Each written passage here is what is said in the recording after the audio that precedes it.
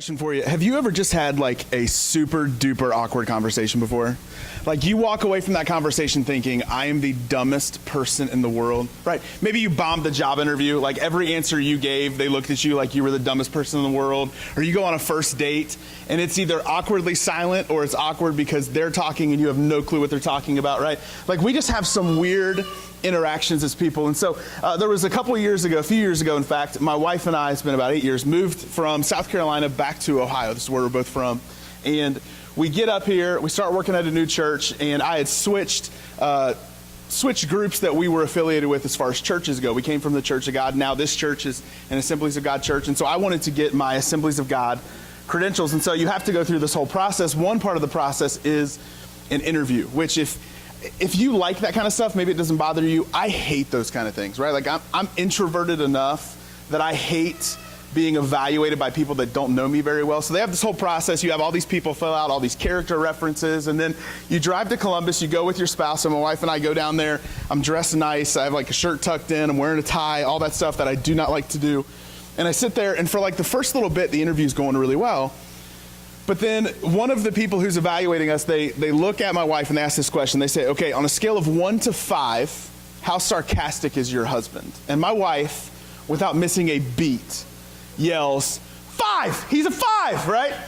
And I think that's fine, because dude, here's what I know. I know I'm sarcastic, and I love sarcasm. I think done the right way, it's totally appropriate and totally fine. Well, unfortunately, the person who was evaluating us completely disagreed. She looked, when my wife said 5, you would have thought that we like just threw a kitten across the room, okay? And she looks at me and she says, well, that's a problem. Okay? Okay? She says, here's the problem. There's no sarcasm anywhere in the Bible, to which I sarcastically wanted to point out that there is actually plenty of sarcasm in the Bible. Like, I am pretty sure that was Jesus' favorite sense of humor, but whatever, no big deal. But then she takes it one step further, and she means well, right? She's not trying to be mean, but she says, in fact, this is such a problem, I think you need to seek counseling for your sarcasm. Now, mind you, in some ways, these 3 people who are evaluating me are kind of holding my future in their hands, right? Because I want these credentials, first off, just for me, but I kind of needed them for my job, right? Because those are what allow you to like marry people, bury people. Really, like they're what make you a pastor, other than somebody just saying you're a pastor, like you're legally a pastor at this point. And so we walk out of there and we had 2 very different emotions. I was kind of ticked off. My wife was mortified, okay? Because she looks at me and she goes, I am so sorry. I just ruined you getting credentials. And I said, babe, if that ruined it, I don't want them. Don't worry about it. No big deal. But here's the thing. I came away from that conversation. I've come away from plenty of conversations, plenty of interactions, feeling the same way. And the way is this. I don't like to be criticized. I don't like it.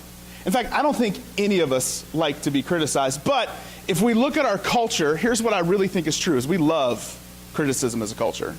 We don't like being criticized, but we love sharing criticism. We love telling people what we think about everything. If you've got Twitter, you've got a voice, and you can talk about whatever you want to talk about. In fact, I was thinking about this week, I was doing a lot of research and a lot of study, and something that kept coming back over and over again was really this idea that'll be up on the screen, and it's on your note sheet there if you're taking notes. And it's this, is that criticism is like currency to our culture. Criticism is like currency to our culture, right? So when you go to the store, you use money to buy things. Well, like specifically, you get online, and the way you show that you know something about the world is you criticize something, or you criticize someone. You talk bad about them. You say what you would have done, right? Criticism is like currency to our culture, and you know this because everybody knows in 2017, when you do anything, you're gonna get criticized for it. Doesn't matter how good or how bad it is, you're gonna get criticized, right? So you could go and get like the freshest, newest haircut, and you're gonna show up to school or to work tomorrow, and somebody's going to compliment it, but there's going to be somebody that's going to be critical of it, right? They might not say it out loud, but they're going to criticize you, and you're gonna see them, they're gonna talk about you behind their back, right? You're gonna do a project at work, and there might be 10,000 steps in this, but there's gonna be somebody that would say, well, I would have done step 4,973 differently. And so you're wrong, right? You can do this. Like, let's even look just a week ago, right? And I'm not picking sides. I'm just telling you, just showing you here how criticism works in our culture, right? There are some people that would say, how dare someone kneel during the national anthem? And then there's plenty of other people on the other side that would say, well, what kind of idiot wouldn't kneel for the national anthem, right? Like, you got all the feels on both sides. And so what happens is we've got this culture that celebrates criticism, uses it like currency. That's how we build ourselves up. That's how we make ourselves feel better. And we think that this is helping something and helping the world. But here's also what we know is true, and that's on your note sheet, is that criticism will kill you if you let it. Criticism will kill you if you let it. In fact, think back in your own life. I guarantee there's been a time where you wanted to do something, but you did not do it because of the potential of criticism. Or there's something that you did and you started. Maybe you set a goal for yourself. You wanted to try something new. You were going to really put yourself out there, and you thought, I'm going to do this, but then you went a little ways, you got into it a little bit, and you started getting criticism, and you just decided the criticism wasn't worth it, and you now had to quit. See, what happens is this, is criticism, when it's not filtered correctly, when we don't understand what we need to understand about criticism and about critical people, criticism will kill you if you let it. It'll keep you from doing what you should do, and it'll stop you from doing the right thing that you are doing. Criticism will kill you if you let it. And so here's the question we have to ask ourselves today is, how do we handle criticism? Like, how do we handle critical people? Because they're all around us, right? You work with them, you go to school with them, you live with them, right? You're friends with them online, like they're all around us. So how do we handle criticism? How do we handle critical people? Well, lucky for us, here's what I love about the Bible, and specifically love about Jesus, is Jesus talks to us about a lot of spiritual things. He shows us a great example about a great spiritual life, but Jesus also gives us an incredible example of very practical things, right? It's not all just spirit, like pixie dust in the sky and everything that goes with that. There's a lot of things that Jesus teaches us that are incredible about how to just live with other people, how to handle other people, and how to handle things. And there's one thing I think Jesus is great at, and it's teaching us how to handle criticism and how to handle critical people. Because think about it this way, Jesus' critics are the ones that would end up killing him, but they would not get the last word. All right, so how do we handle critical people? If you got a Bible with you this morning, we're going to be in Luke chapter 5. Luke chapter 5, it's the third book of the New Testament, Luke chapter 5. And here's what we're going to see.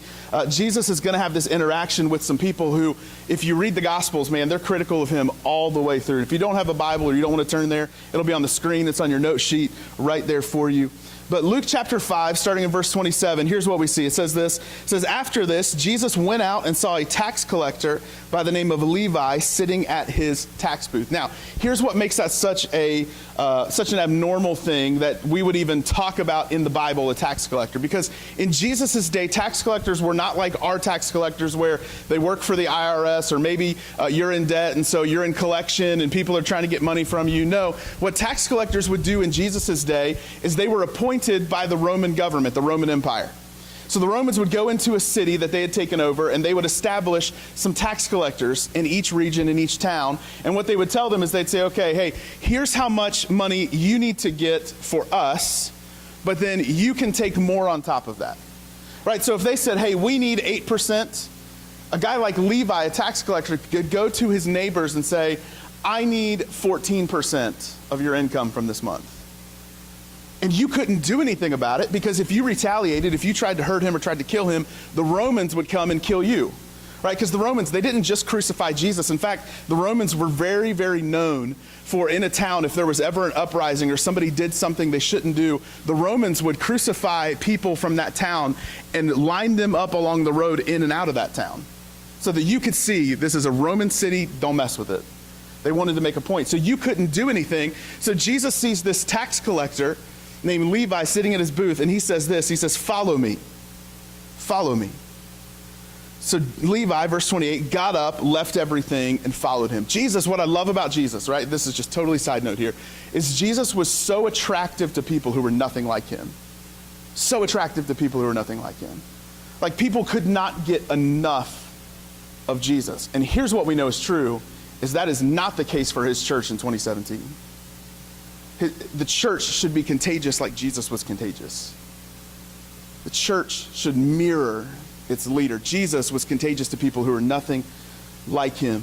Right? Verse 29 says this, then Levi held a great banquet for Jesus at his house, and a large crowd of tax collectors and others were eating with them. So in other words, here's what Levi did. What Matthew did is he decided the second he began to follow Jesus, he was going to leverage his influence and who he was to reach other people. He did what we beg people to do today. He turned to Jesus and then said, okay, I'm going to not just follow Jesus by myself, but I'm going to bring other people with me. Right? That's the goal of a follower of Jesus Christ. It's not make this thing just about me, because it's not about me, but it's also about other people. And so he has this party, has this banquet at his house. In verse 30, the critics start to show up, right? Because you know this is true. Every party has a what? Pooper, right? And the poopers in the party in the New Testament were often the Pharisees. So the Pharisees, they notice this. They see all these people there. And it says this, the Pharisees and teachers of the law who belonged to their sect complained to Jesus' disciples. They said, why do you eat and drink with tax collectors and sinners? Another translation says, why do you eat with tax collectors and such scum?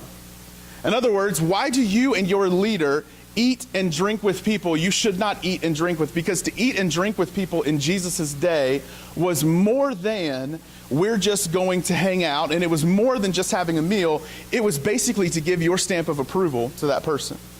You were saying, I don't just want to hang out with you, I want to relate with you. And so when Jesus eats and drinks with tax collectors, he's approving of them.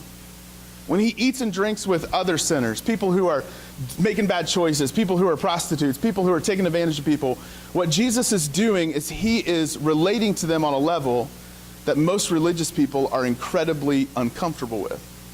Why do you eat with such tax collectors and sinners? And here's what I love about Jesus is Jesus hears this criticism and understands that there are times when you're criticized that you do need to speak up. Doesn't mean it's every time, right? If you speak up about every bit of criticism that comes your way, you're doing it wrong, all right?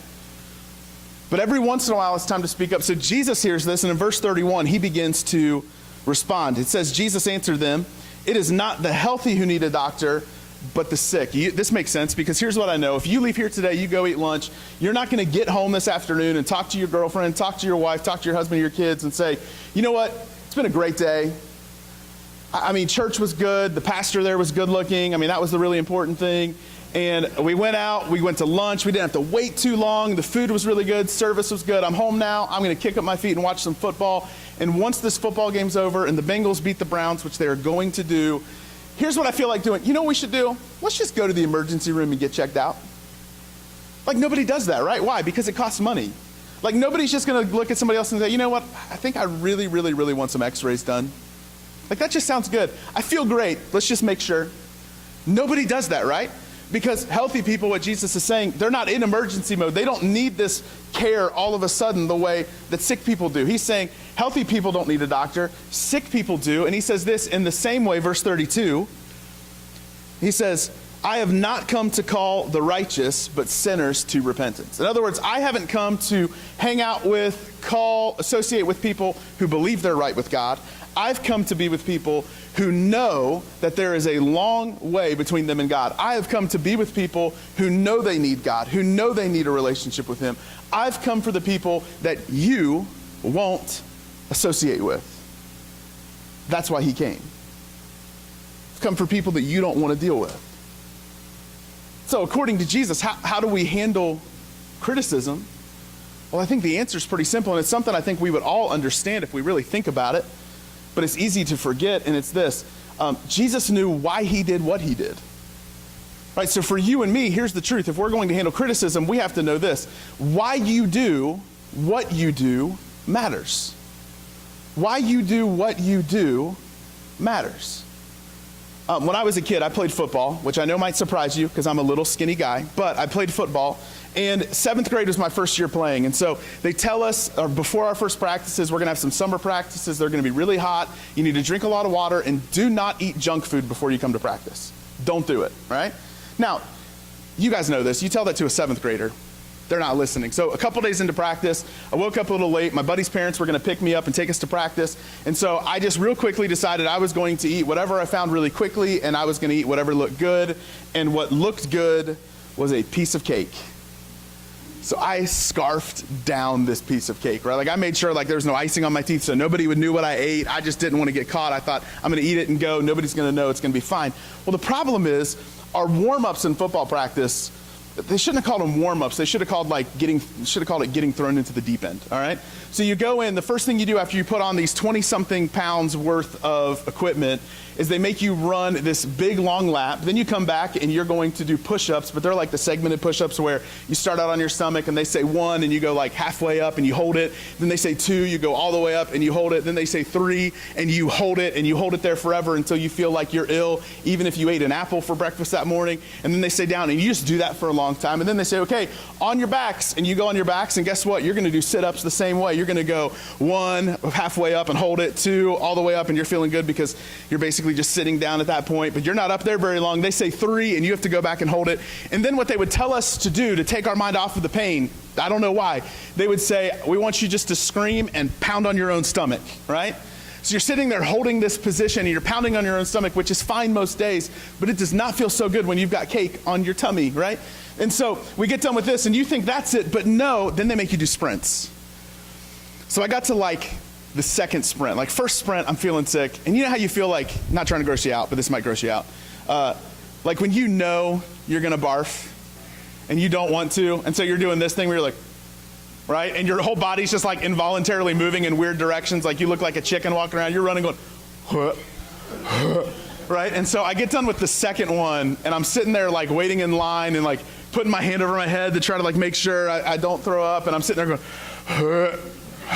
And like at this point, all my coaches are looking at me like, what is wrong with this kid? And so I was going, and I ran. I just ran away like 10 feet away, threw up everywhere, right? Everyone knew what I ate for breakfast that morning. My head coach even comments, he says, well, know what Johnson had for breakfast this morning? And here's the deal, to my credit, because I'm a stud, I did the puke and rally, right? I threw it up, I got right back in, ran more sprints. I'm pretty sure there was like spittle still on my face mask, but it's okay. I can handle it because I'm a champion, right? And I was second string that year. So that's just what happened. So here's what happened for me that day, is I knew before that day what I was supposed to do.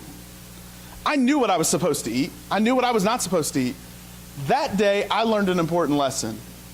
I learned the lesson of why. Why should you not eat cake right before practice? Well, because you're going to throw that cake up, right? Why should you eat something, great for breakfast that morning? Well, it's going to help you out. You're not going to throw up cake, right? So we all know what we want to do, but a lot of times what happens is we forget why we're doing what we're doing. But the truth is, why you do what you do matters. And when you know why you're doing what you're doing, it's like a filter for criticism. And it's even a filter for critical people in your life. If you have a goal for your life, a vision for your life, a plan for your life, if you're a Christian and you would say, man, I know what God wants me to do. Well, guess what? When you know what God wants you to do, that becomes a filter for the criticism in your life. It becomes a filter for the critical people in your life. Because here's what we know. No criticism feels great, but there's some criticism that's necessary, right? When I was in college, I was really worried about making friends because I'd always lived in the same town my entire life. And then all of a sudden, 2 weeks before school starts, I decide I'm going to go to this school in Tennessee where I had never been before, never been to this city before, had no idea I would ever live there. And so all of a sudden, I'm on a hall with guys from all over the world. And I'm thinking, how am I going to make friends? So you just kind of hang out with people on your hall. And so I'm hanging out with these guys, and we became really great friends. Well, second semester rolls around, and these friends of mine are making decisions that, however you feel about it's whatever, but I knew they were decisions I shouldn't make. But what I also knew is this, is that the longer you hang out with someone, the more likely you are to become like them, right? In fact, we even see this. There are studies that are being done now where they can say that your mood is altered simply by people who are in the same room as you. And not because you like them or don't like them. Your body literally picks up what is going on in the room based on who else is in there. Right? So if you catch yourself feeling like down and blue and depressed all the time, man, look around you. Right? Now, here's the thing. I knew this. I knew that my friends were making bad choices, but I didn't want to do anything about it until one day this new kid who just started that semester pulls me aside and he says, Anthony, I just want you to hear this. It's from the Bible. Bad company corrupts good character. Now, he tells me that, and the first thing I want to say is, shut up, right? I don't want to deal with that. I don't want to listen to this guy. Like, you're telling me that my friends are terrible, right? Because we fight for our friends. We stick up for our friends. So I walked away from that conversation, and it was within a few minutes that I realized, like, oh no, that was exactly what I needed to hear, right?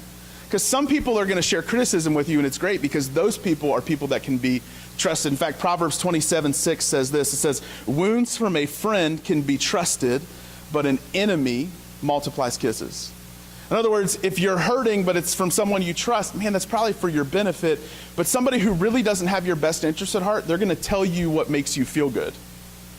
They're not going to tell you the truth.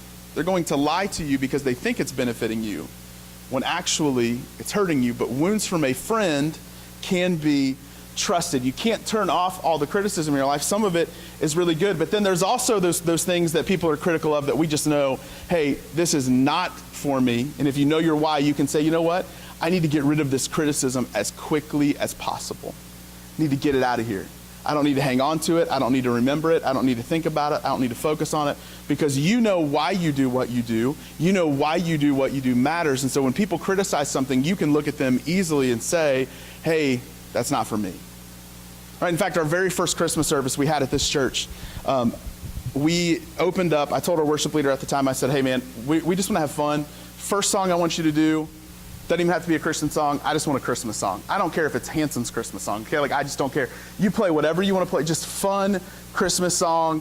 We're going to have fun. We'll get into worship after that, right? Because we do plenty of worship songs throughout the year, and there's plenty of Christmas songs we'll sing, but just pick a fun song. I don't care what it is. So he picks his personal favorite, Rocking Around the Christmas Tree. Now, we're not asking people to pray to this. We're not asking people to worship to this. We're just trying to have fun. We're giving gifts away. We're talking things up. We're talking about stuff we had done in the neighborhood. We're just having a good time. So I walk out of that service thinking, dude, this service was fantastic. This was great. Got a bunch of great feedback. People said, oh my gosh, I had so much fun. We gave away gift cards and people had a great time. Well, the next morning I opened up my computer and I got this email waiting for me. And it's from this lady in our church at the time. She no longer attends here, but that's for a totally different reason. They moved. But she sends this email, and the gist of the email was this, is how dare you play a non-Christian song when you're celebrating Jesus' birthday? Like, how dare you do, like, I don't understand why you would do that. Like, literally, this thing was like pages long, criticizing 3.5 minutes of our 1.5 hour long Christmas service. And I walked away from that, and guess what? I would love to say that I was like, oh, who cares, whatever. Dude, that email wrecked me for like a day. And I sat there going, maybe she's right.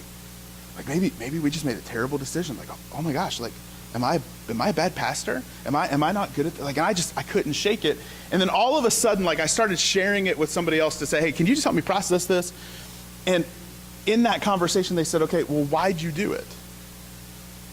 And I said, well, because we want to do church in a way that's not just appealing for church people. We want to do church in a way that's appealing for people who are unchurched, de-churched, and disconnected from church.